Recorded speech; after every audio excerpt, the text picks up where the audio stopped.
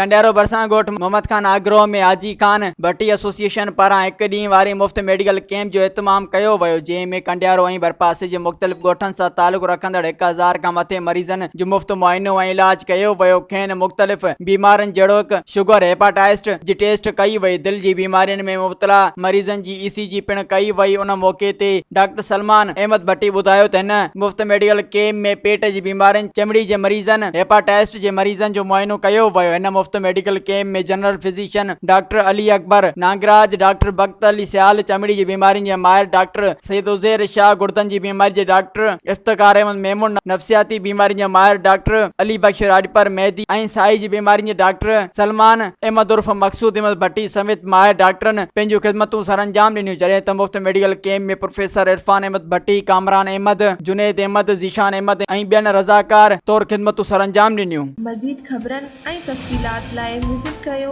असांजी website www.awamiNewsHD.com ऐं ॾिसंदा रहो अवामी न्यूज़ HD।